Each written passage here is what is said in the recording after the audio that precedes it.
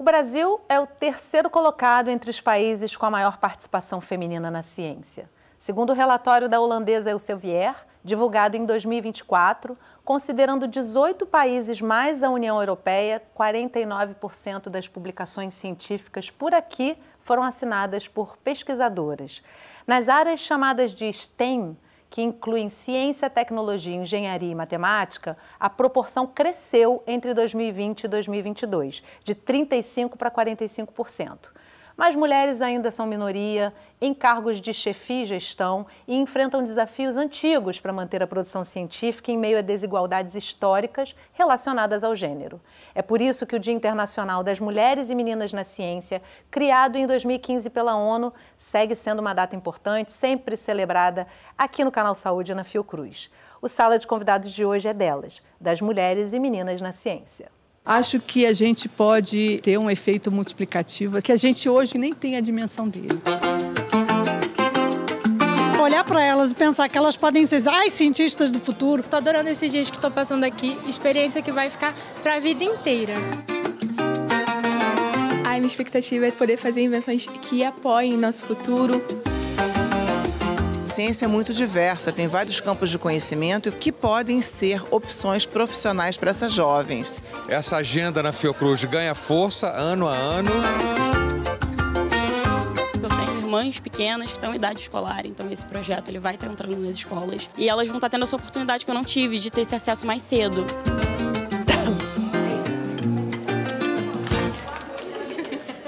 Comigo aqui no estúdio hoje, conversando sobre as mulheres e meninas na ciência, Cristina Araripe, coordenadora de divulgação científica da Vice-Presidência de Educação, Informação e Comunicação da Fiocruz.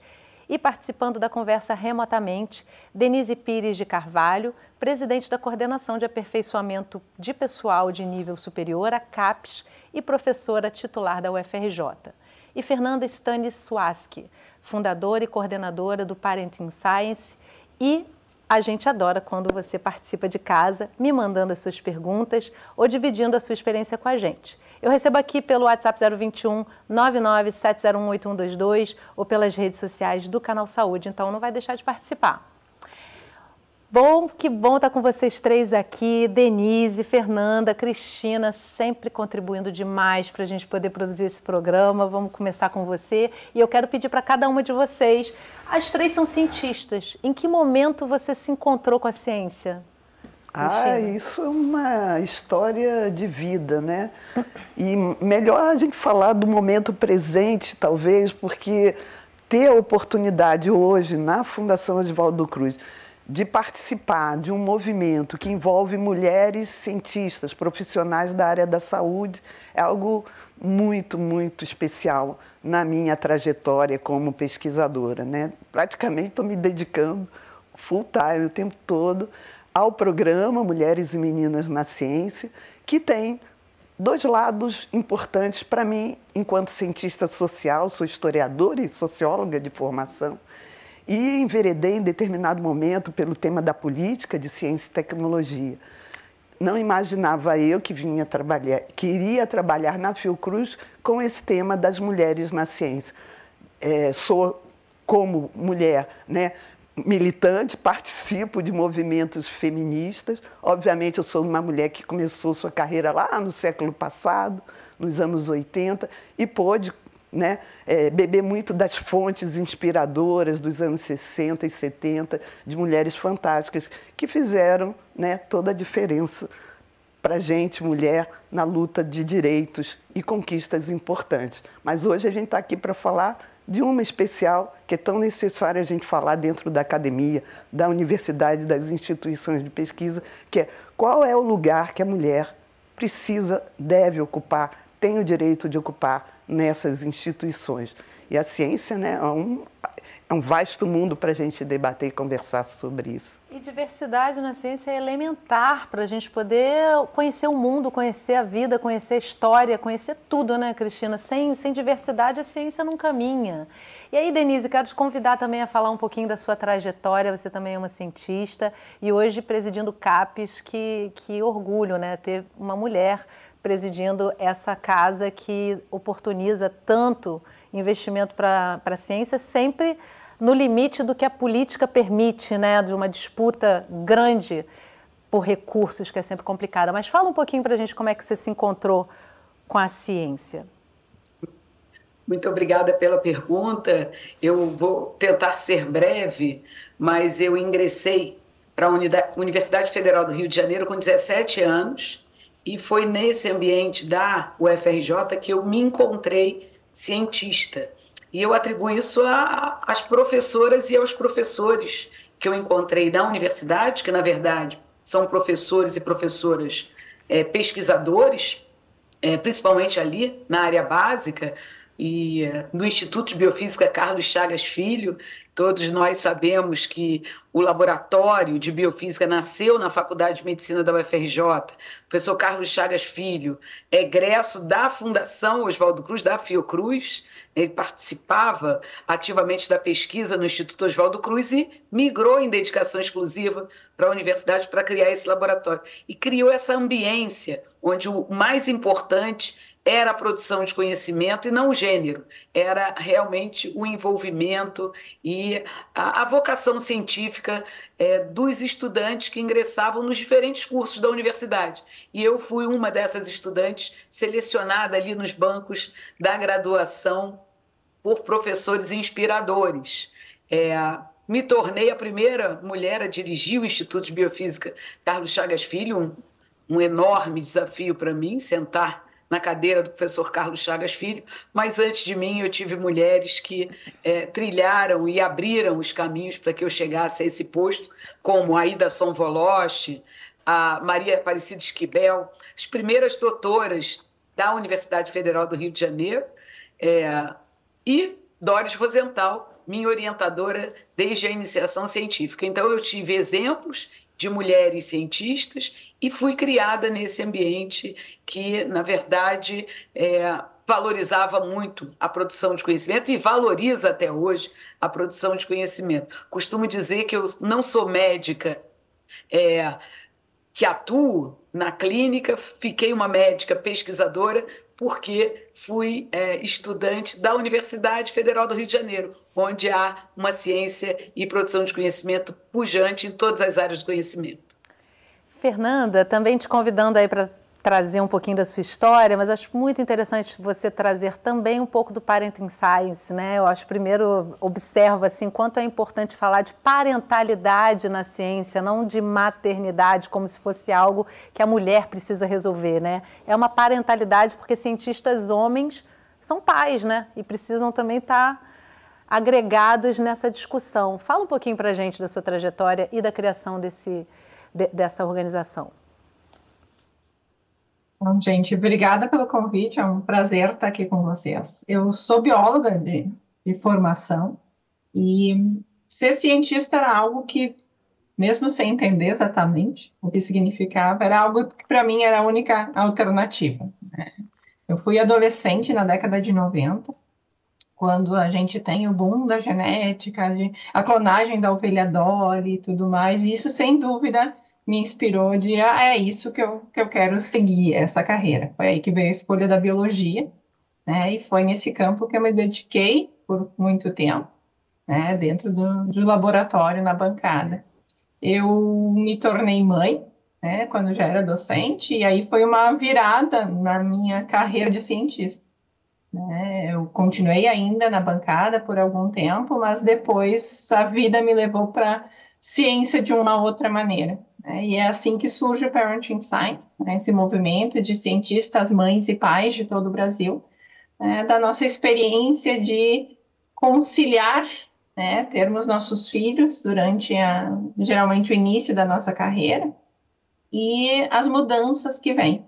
Né? No meu caso foi uma mudança drástica. Hoje eu estudo maternidade, estudo parentalidade, né? As questões de gênero, não estou mais na bancada, então eu descobri a ciência sob um outro olhar, né? Por causa da maternidade. E a gente vem atuando então com o Parenting Science para trazer essa discussão, né? Ela já existia dentro das universidades, mas de uma maneira ainda mais tímida, quem sabe. Então, o Parenting Science surge para mostrar que nos tornamos mães, né, mas não nos tornamos incompetentes, né, de maneira nenhuma. Então, a gente busca essas mudanças para permitir que meninas, né, vejam a ciência como uma carreira, sem precisar escolher entre sua vida pessoal e sua vida profissional, né, e permitir que as mulheres que estão na academia permaneçam lá, independente da escolha de ter filhos ou não. Né? Então, essa é a história do Parent, que vem muito vinculada à minha história pessoal, enquanto mãe, mulher, cientista. A gente vai falar mais sobre parentalidade, porque é uma questão super importante, né, quando se fala de mulheres na ciência. A gente aqui no Canal Saúde não perde os eventos da Fiocruz promovidos por conta do Dia Internacional das Mulheres e Meninas na Ciência, por nada nesse mundo. Esse ano não foi diferente e o Rafael Costa foi com a nossa equipe de reportagem buscar uma provinha para vocês. Com quantos passos se constrói uma carreira científica?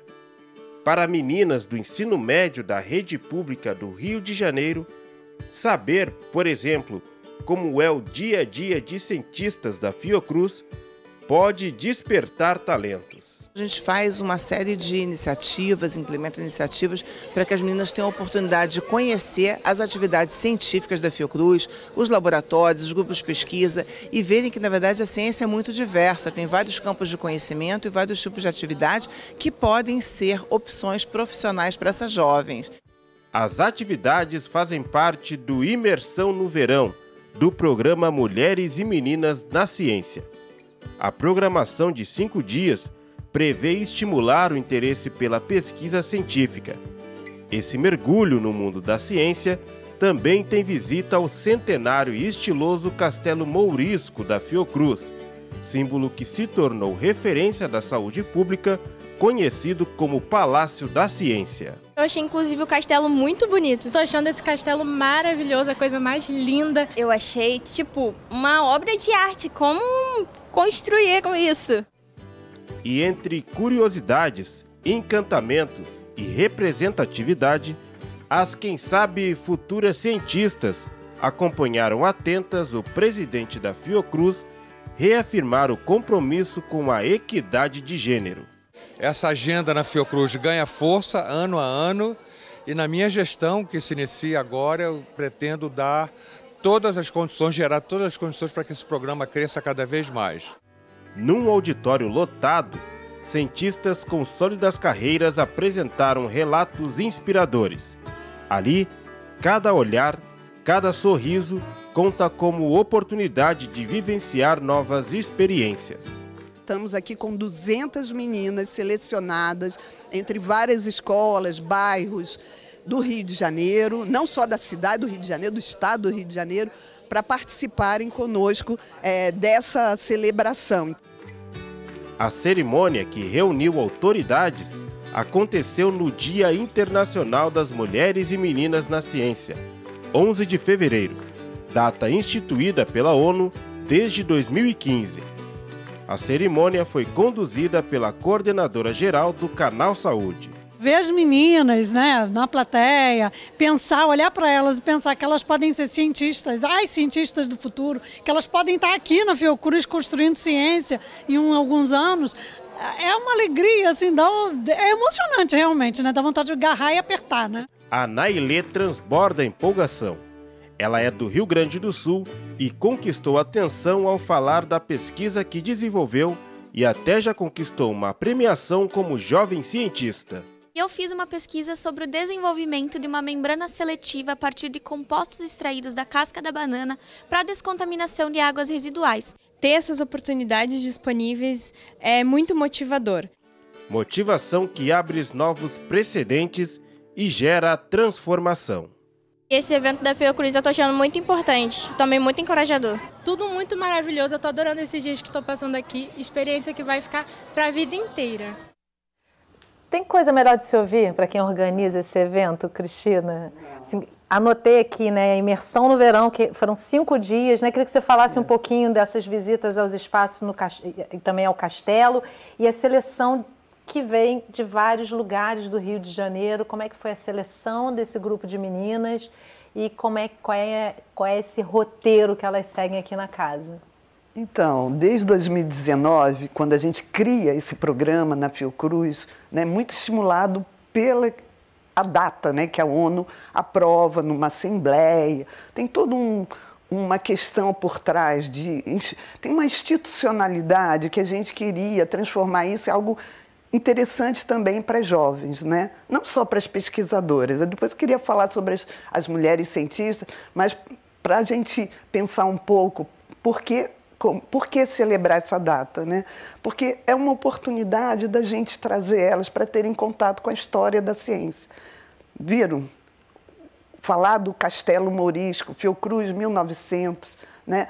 E aí a gente, ali na matéria, a gente, né, tem muita informação, mas a gente falou muito sobre a história da ciência para elas, sobre o papel das mulheres cientistas, o protagonismo de muitas mulheres, mas, sobretudo, a gente quis falar com elas sobre o problema que é ainda enfrentada por todas as gerações.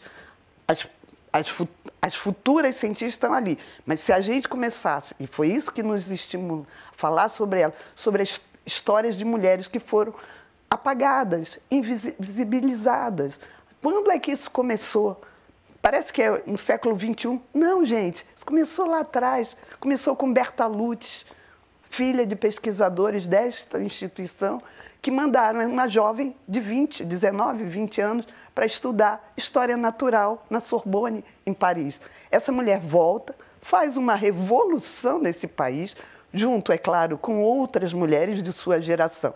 Então, é nos inspirando nesse exemplo, mas também daquelas que nós não conhecemos a história. Quem conhece a história da engenheira Enedina Marques?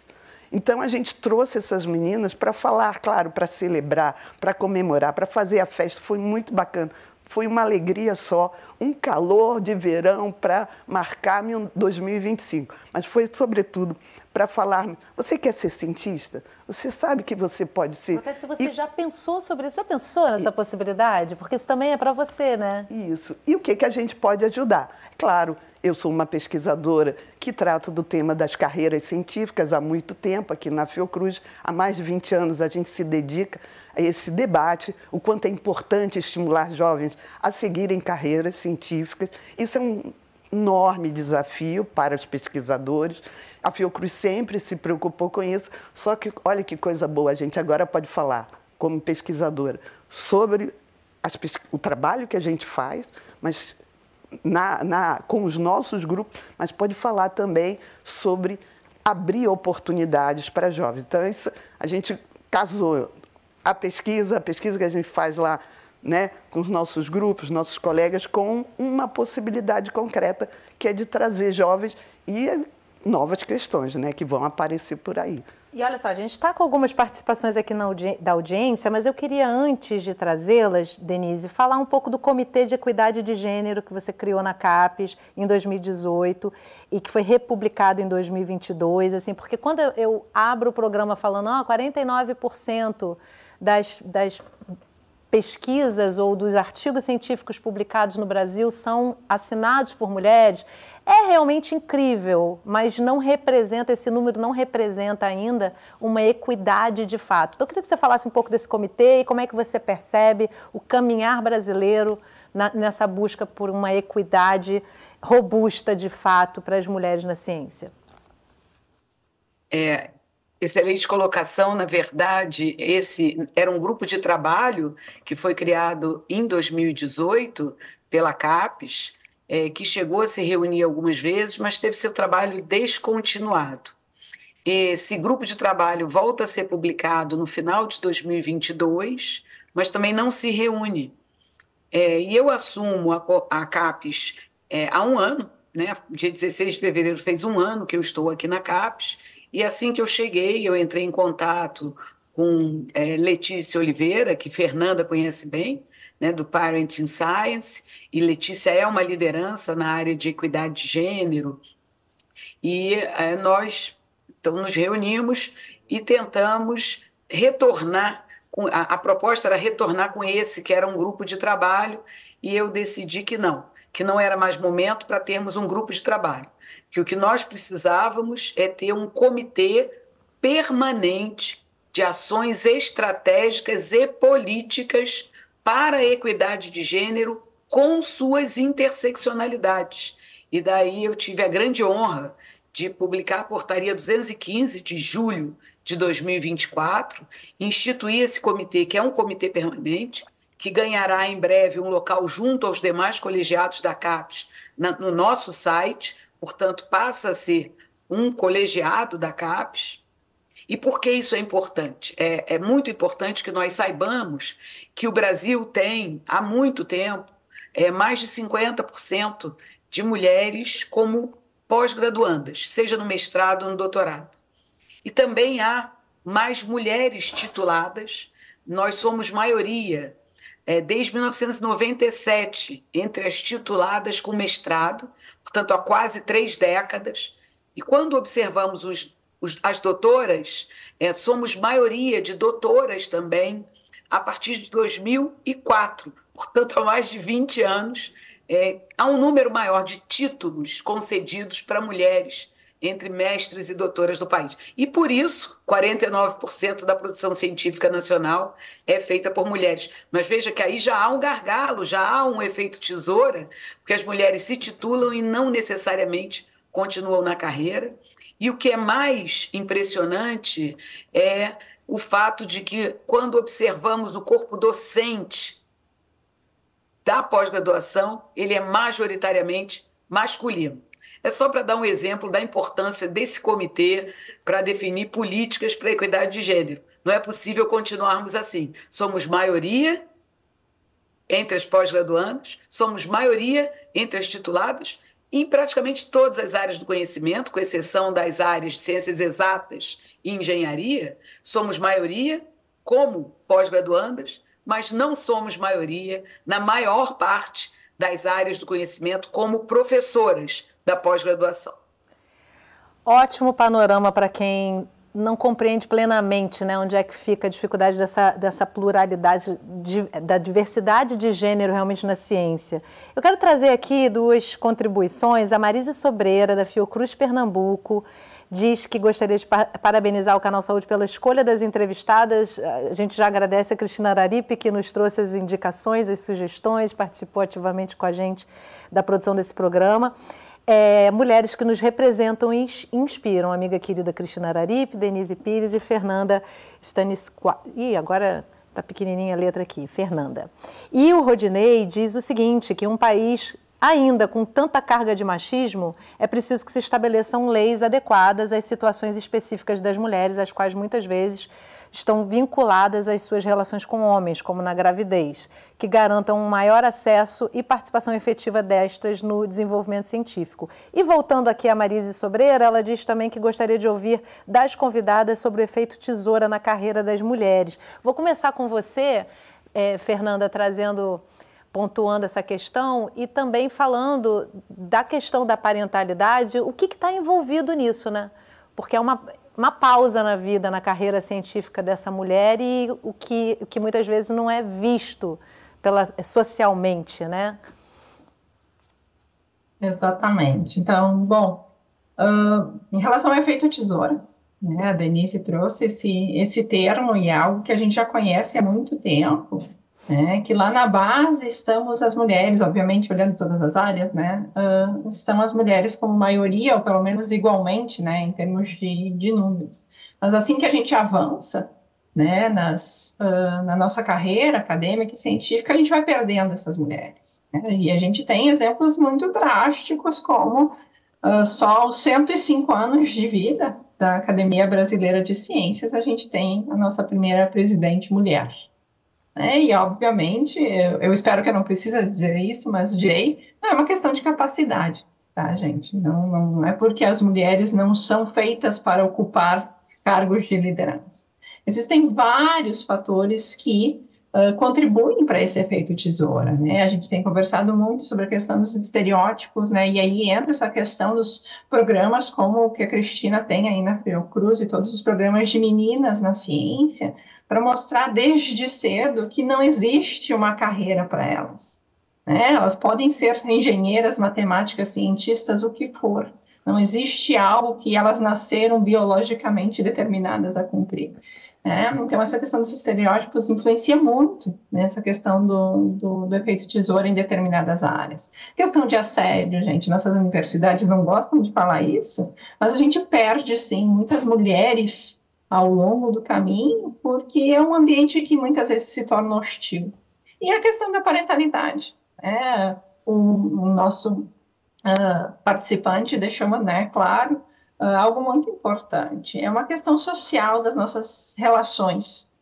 Cuidar dos filhos não é uma tarefa da mulher. Ela não nasceu determinada para isso. Nós somos criadas para. E aí, então, a gente entra nessa questão de temos nossos filhos, vai ter uma pausa na carreira. E, gente, mais do que normal ter uma pausa na carreira durante esse período. Mas a academia não aceita isso. A gente tem um modelo de carreira dentro da academia e da ciência muito rígido. A gente tem marcos temporais, com tal idade, concluir tua graduação, teu mestrado, teu doutorado, entrar como docente, não ter desvios, não ter buracos nos nossos currículos que existem. Então, é por isso que a gente precisa discutir a questão da parentalidade, primeiro, para trazer os homens para essa discussão e deixar muito claro que eles devem ocupar esse espaço do cuidado. E enquanto essa transformação social não acontece, o telespectador trouxe esse ponto, a gente precisa de leis. As ações que a gente propõe, elas são necessárias porque culturalmente a gente coloca toda a carga do cuidado na mãe. E enquanto essa mudança cultural não vem, a gente precisa sim de ações, programas, leis, regras que olhem para a mulher durante este período da maternidade com um olhar mais cuidadoso. Nenhuma mulher se tornou incapaz de produzir ciência depois de se tornar mãe. Mas ela passa a produzir de um ritmo diferente, com interesses diferentes. E isso é uma das principais contribuições que a gente traz. A gente enxerga a vida de uma maneira diferente. E a gente vai fazer ciência de uma maneira diferente. Então, essa é o principal da discussão da parentalidade. Trazer essa questão cultural, social, e trazer esses números e dados da carreira acadêmica e científica para que a gente possa pensar em políticas de acesso, permanência e progressão da carreira das mulheres. E quanta coisa interessante um pai e uma mãe não descobrem, no manejar uma criança, e voltam cientistas com uma riqueza enorme para poder se debruçar sobre as buscas, por mais conhecimento. Só enriquece, com certeza. A gente vai fazer um intervalo rapidinho e no próximo bloco nós vamos a Petrópolis acompanhar o Meninas STEM, um projeto do Laboratório Nacional de Computação Científica. Não sai daí, a gente volta já.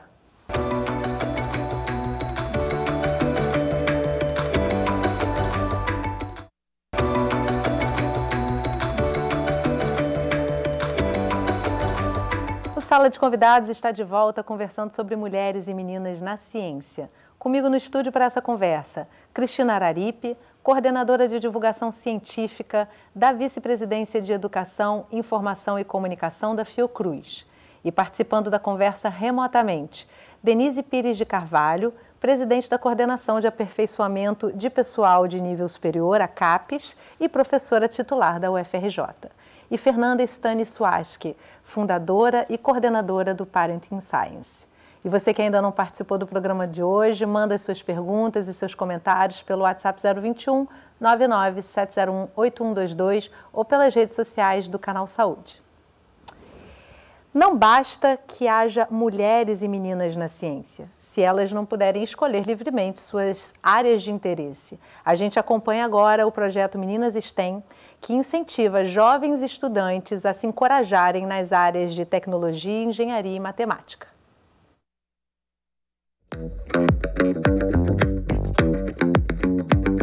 Meninas STEM. Esse é o nome do projeto lançado no Laboratório Nacional de Computação Científica, em Petrópolis, no Dia Internacional de Mulheres e Meninas na Ciência. Aqui tem mais alguma menina que tem sonho de ser cientista? A proposta busca ampliar a participação feminina na ciência, tecnologia, engenharia e matemática, incentivando o letramento tecnológico entre estudantes e educadores. A gente vai introduzir as meninas e professoras, capacitá-las no pensamento lógico, nos princípios da computação científica. Então, envolve a capacitação tanto das meninas bolsistas de iniciação científica júnior, de iniciação científica, que são meninas que estão na graduação, e também nas professoras. Foram selecionadas 44 meninas, estudantes da rede pública municipal e estadual de Petrópolis, para uma imersão de 3 anos de aprendizado. As bolsistas estarão envolvidas com atividades de aprendizado em programação, desenvolvimento de jogos educacionais, participação em clubes de ciências, presença em eventos de divulgação científica, entre outros objetivos. A Sara, de 16 anos, ficou sabendo do projeto através da escola. Ela estuda no Cefet. A minha expectativa é ter aprendido bastante e aprender a mexer com o futuro, poder fazer invenções que apoiem nosso futuro e que ajude a evoluir, tanto e trazer coisas para o Brasil mesmo, coisas para a nossa nação e que possa evoluir para o mundo inteiro. E você tem algum sonho assim? Desenvolver jogos, desenvolver sites. Eu gosto bastante dessa área. Junto com as meninas, também estão professoras de escolas participantes. A Dayana é uma delas, diretora do Colégio Estadual Princesa Isabel, onde a Merielle, de 16 anos, estuda. Quem olha de fora já nota o orgulho que ela tem da aluna. No lugar de diretor, é importante sair do lugar de ensinar e estar no lugar de aprender. Eu acho que é importante a gente pensar no papel da mulher, a mulher ocupando esse espaço, alunos de escola pública, onde você tem várias questões sociais que podem distanciar essas meninas da escola, e elas estão participando de um projeto dentro do Laboratório Nacional de Computação. Então, é quebrar uma barreira importante. Barreira encontrada pela Joyce, de 21 anos. Precisou trancar os estudos por questões financeiras. A faculdade era muito longe de casa. Recentemente, descobriu o sonho de cursar engenharia mecatrônica. Ela não está inscrita no projeto, mas viu a divulgação do evento de lançamento nas redes sociais e quis participar. Eu já tinha um interessezinho na área de tecnologia já há um tempo, eu só demorei muito tempo para descobrir que dava para trabalhar com isso. Então, acabou que eu vi o evento, eu estava em casa, falei, vou dar uma passadinha lá. E você, então, veio aqui hoje. O que você espera dessa vinda aqui hoje? Para você, qual que é a importância desse projeto? Esse projeto é muito importante porque eu tenho muitas primas, eu tenho irmãs pequenas que estão em idade escolar, então esse projeto ele vai estar entrando nas escolas e elas vão estar tendo essa oportunidade que eu não tive de ter esse acesso mais cedo, de se encontrar na vida mais cedo, sabe? Então, vindo aqui eu queria ver onde é que eu estava me metendo, né? Porque tem pouco tempo que eu decidi entrar na área e queria descobrir as possibilidades que tem aqui na cidade que eu moro. Uma oportunidade de fortalecer a imaginação de meninas, de combater a evasão escolar e contribuir para a construção de uma sociedade mais justa. Acho que a gente pode ter um efeito multiplicativo assim, que a gente hoje eu acho que nem tem a dimensão dele.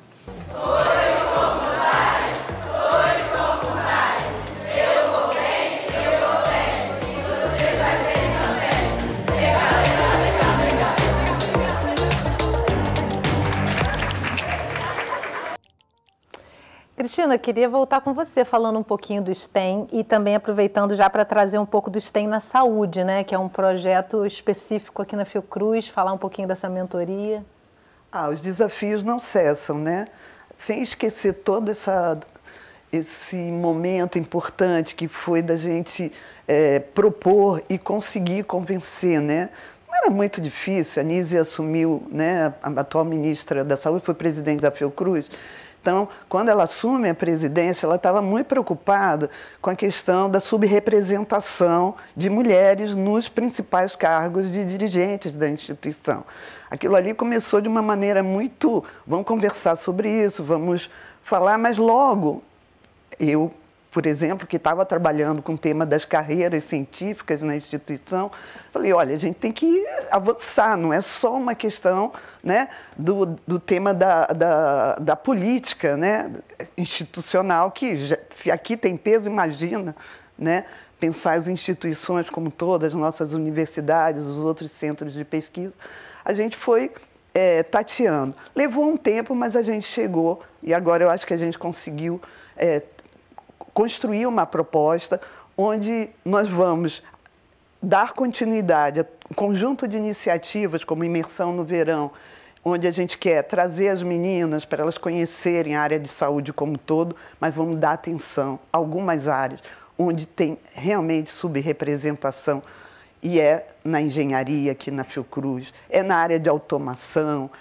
São áreas importantes para a saúde, né? A saúde está falando de complexo econômico e industrial da saúde. O que é isso? Se não tecnologia e áreas extremamente avançadas de pesquisa, onde, infelizmente, na própria Fiocruz, ainda temos poucas mulheres. A área de produção de vacina, a gente tem o pessoal lá, a Denise sabe disso, né? Na bancada, no laboratório, na universidade, produzindo conhecimento. Mas quando a gente chega ali na hora, né, da produção da vacina, que é uma área importantíssima, a gente tem mulheres lá na parte de embalagem, a gente tem as mulheres na parte lá da microbiologia toda básica, né, da fábrica das nossas plantas, mas a gente não tem as mulheres nas grandes, nos postos de liderança. Então, a gente começou a ter esse olhar para algumas questões que eram muito sutis. Então, quando a gente mapeou isso, a gente viu o que era. A gente tinha poucas engenheiras aqui, incrível, né? Computação científica, mais ou menos, mesmo assim, a maioria das mulheres de computação científica da Fiocruz eram biólogas, né? Não vinham das outras áreas da engenharia de sistema. Então, a gente começou a tentar para isso.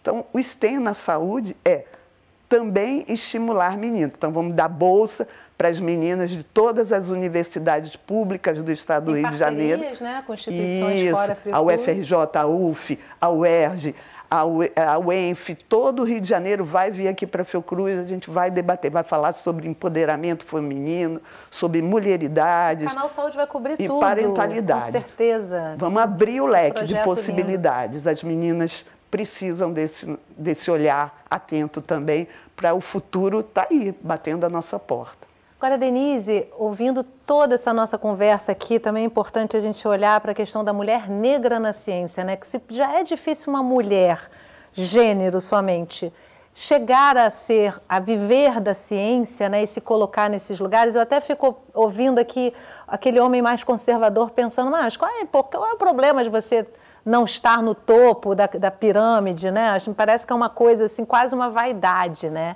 E aí eu queria que você trouxesse um pouco desse olhar específico para a mulher negra, porque realmente assim avançamos, mas ainda estamos muito longe também dessa paridade racial na academia, né?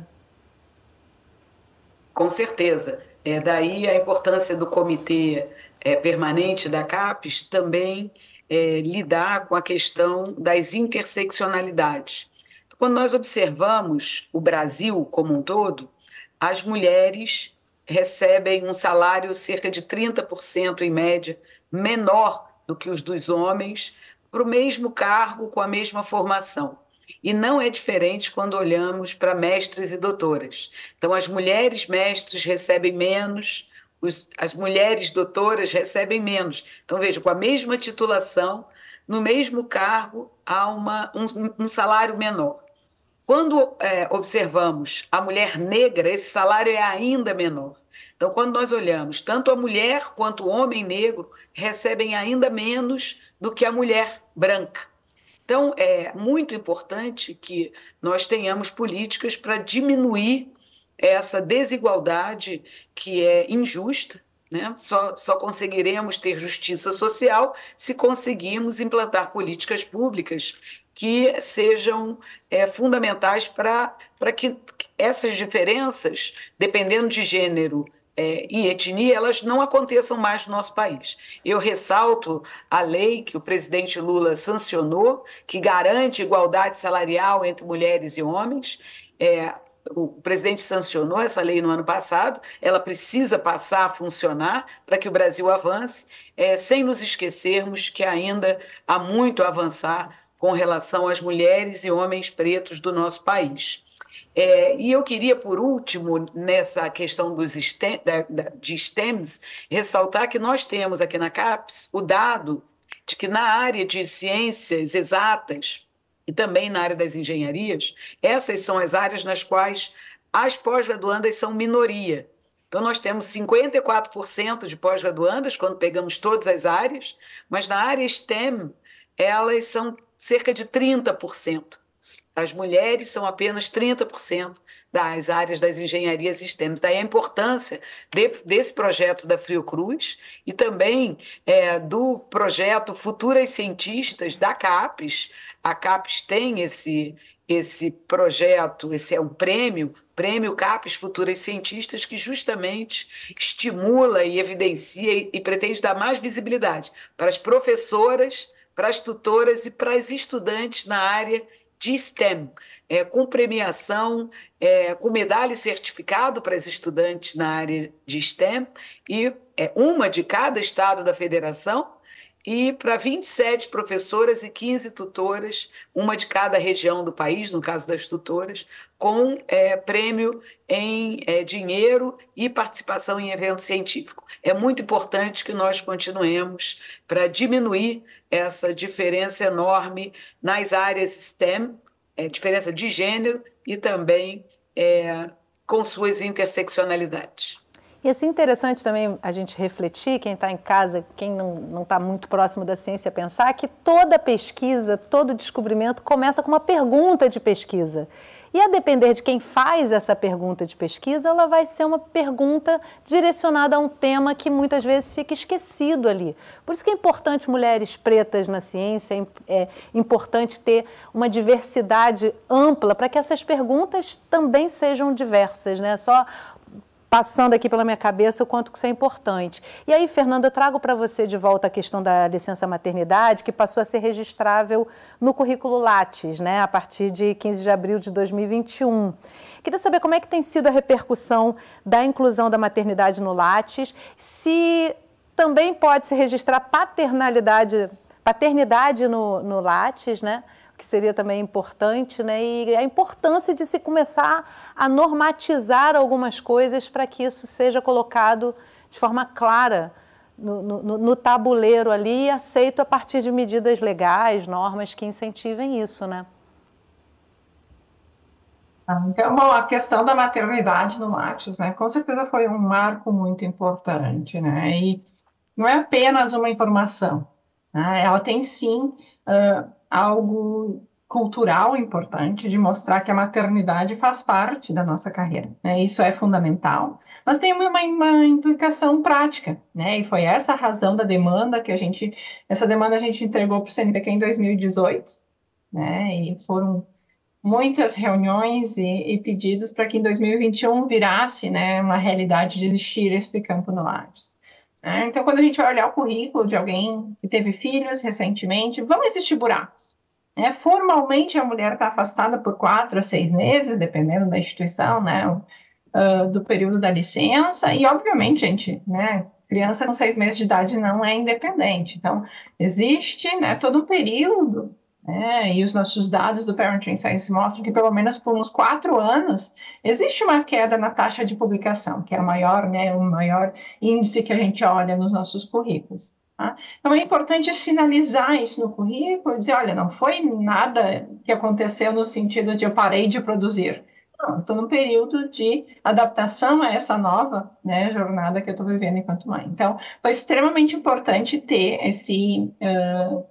essa mudança no Lattes e está lá sinalizado. Ó, a gente vai analisar um currículo, o mais comum de se fazer aqui no Brasil, a gente olha os últimos 5, 10 anos, né, o que a cientista produziu nesse período.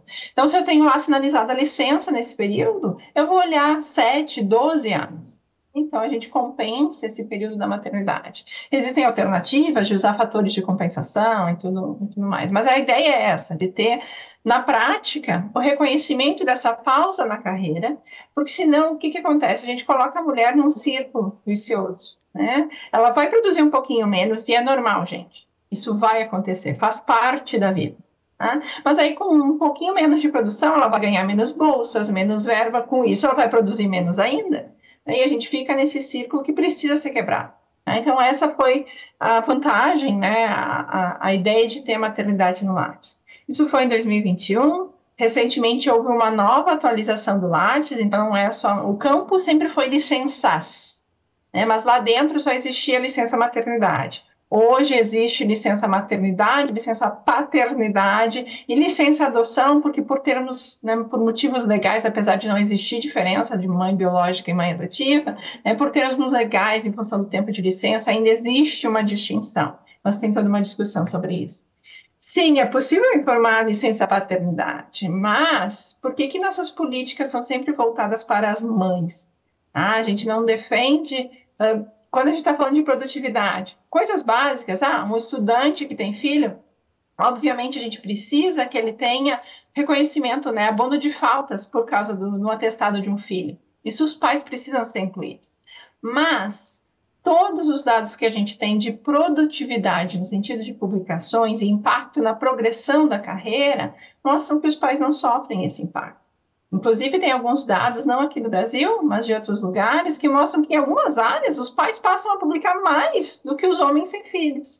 Tá? Então, sim, existe o campo licença paternidade, mas enquanto, né, a gente não tiver uma mudança cultural e que, enquanto a gente viver numa sociedade que acha ok a gente ter 5 dias de licença paternidade, tá? Nossas políticas vão ser voltadas para as mães, né? E aí, assim, a gente vai falar da licença maternidade no Lattes. Eu queria aproveitar que a gente está falando bastante de publicação, Denise, e trazer uma questão que me veio à cabeça aqui, que é com relação às revistas científicas, né? Que a gente vem acompanhando uma mudança de cenário em que cada vez mais precisa se pagar para publicar e cada vez mais caro, as instituições estão pagando cada vez mais caro também para essa publicação. E aí a gente vai pensar na questão de gênero e raça e é mais um impeditivo. Porque a mulher, de repente, teve ali uma maternidade, parou de produzir por um tempo, já perdeu o bolso, ou seja, é um ciclo vicioso, difícil de romper. E essa política das revistas, que vem progressivamente se intensificando, né? Não é uma questão de natureza brasileira, isso é mundial, né? Mas é importante discutir isso, né? Porque isso é mais um embarreiramento para a mulher e, sobretudo, para a mulher negra. Sem dúvida nenhuma. Nós sabemos que as mulheres cientistas têm um fomento menor. Eu falei de salário anteriormente, mas é provado, né, há vários dados na literatura, de que as mulheres cientistas recebem menos fomento para desenvolver seus projetos. Então, em igualdade de condições, pesquisadoras do mesmo nível têm menos orçamento para desenvolver os seus projetos.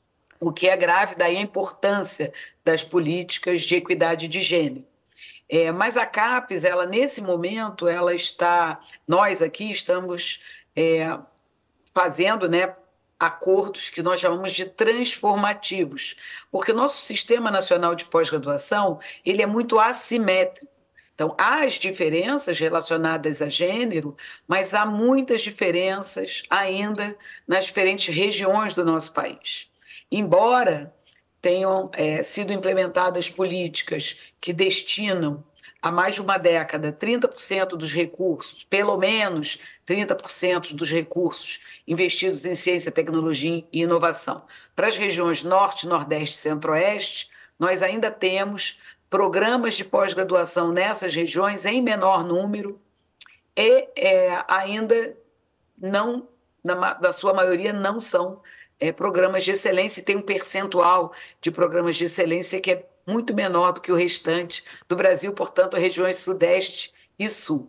É óbvio que esses pesquisadores também recebem menos. Então, quando a gente pensa que mulher recebe menos para trabalhar e produzir ciência, imagine uma mulher do Norte, uma mulher no Nordeste ou no Centro-Oeste, isso se agrava ainda mais. Então, mas os acordos transformativos, eles fazem com que todos os cientistas brasileiros, todas as cientistas brasileiras possam publicar em open access nessas revistas. Então, são editoras com as quais a CAPES está negociando novos contratos. Começamos pela American Chemical Society no ano passado. Só explicando o Open Access, que é mais uma questão, porque muitas revistas a pessoa precisa pagar para acessar. Então, quando a Denise traz, né, que esse artigo vai ficar aberto para qualquer pessoa, né, como fica nas grandes plataformas da Fiocruz, por exemplo, a Arca da Fiocruz, cada universidade, muitas vezes, cada campo científico faz a sua, mas as revistas que já recebem do pesquisador para publicar, muitas vezes cobram também de quem quer acessar, né? Ou seja, restrição absoluta do acesso à ciência, né? Sem dúvida, porque é caro publicar e publicar em acesso aberto é mais caro ainda. E os acordos do portal de periódicos da CAPES, eles eram acordos para apenas leitura, que nós chamamos de read-only.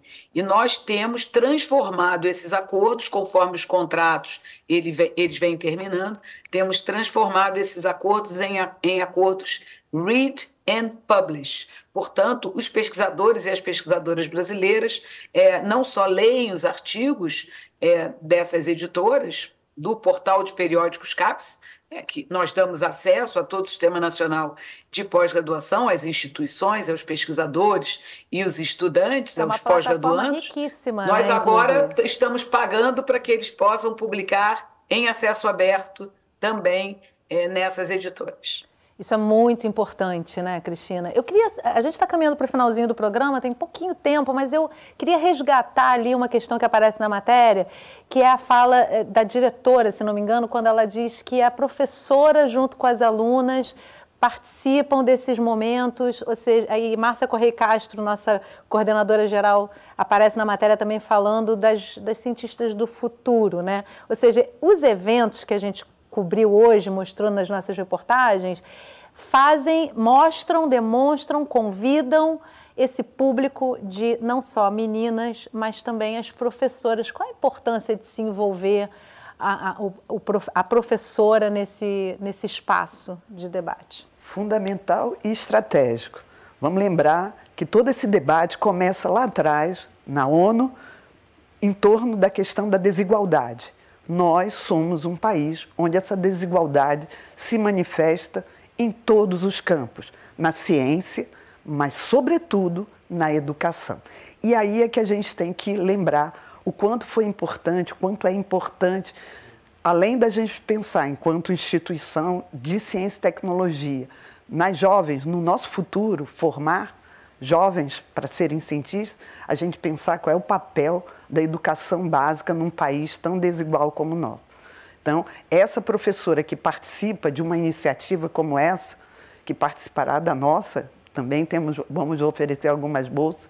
Isso tudo é novidade, está acontecendo em tempo real. Em primeira mão aqui na sala de convidados. Vamos ter professoras participando, a gente tem que ver que elas são as nossas grandes aliadas.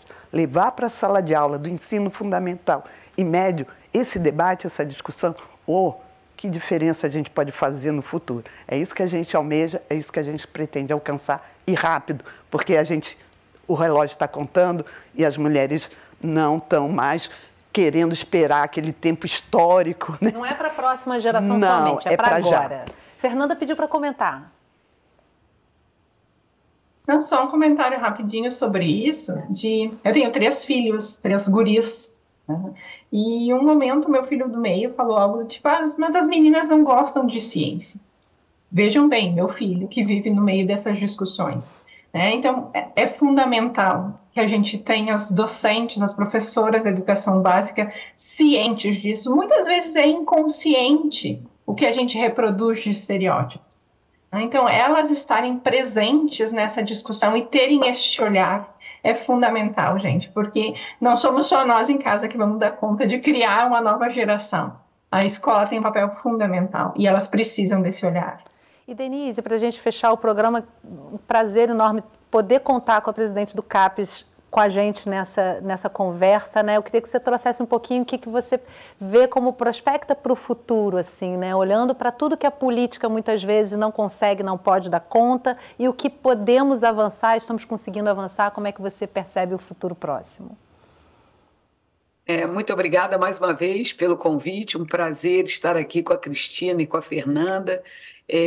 Na realidade, houve vários avanços nesse último ano, principalmente, né, a partir desse terceiro governo do presidente Lula. Eu vou ressaltar que havia um programa de assistência estudantil chamado PNAES, que estava com a sua política na gaveta há mais de 10 anos. Nós conseguimos instituir a Política Nacional de Assistência Estudantil, incluindo a pós-graduação. Nós conseguimos que o presidente também sancionasse a lei da deputada, projeto de lei da deputada Talíria Petroni, com relação à ampliação dos prazos para a conclusão de cursos de graduação e também de pós-graduação para pais e mães acadêmicos, um grande avanço, sem contar na lei que eu já comentei, que é a lei que garante igualdade salarial. Mas, como foi muito bem ressaltado aqui, nós precisamos que os professores e as professoras da educação básica tenham uma formação científica, sejam ainda mais qualificados com relação à história da ciência, tão bem comentada aqui pela Cristina e pela Fernanda. São esses os professores que, atuando nas salas de aula e informando as meninas e aos meninos de que é importante a igualdade de gênero e que não há um lugar para um gênero ou outro, há tanta vocação para a ciência em mulheres quanto em homens, para as engenharias em mulheres quanto em homens. Há estereótipos que precisam realmente ser desfeitos, desconstruídos, e o professor da educação básica é fundamental.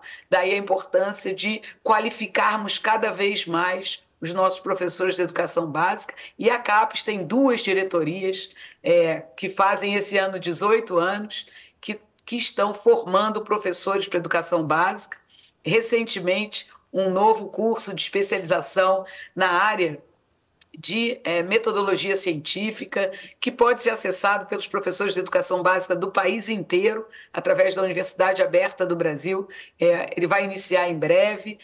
Portanto, vamos juntos melhorar a qualidade, a qualificação dos professores de educação básica na área de história da ciência, de metodologia científica, e divulgar cada vez mais a ciência, que deve ser para todas e todos. Muito obrigada. Muito obrigada a você, Denise. Obrigada, Fernanda. Obrigada, Cristina, mais uma vez, por contribuir tanto com a gente para a produção desse programa em especial.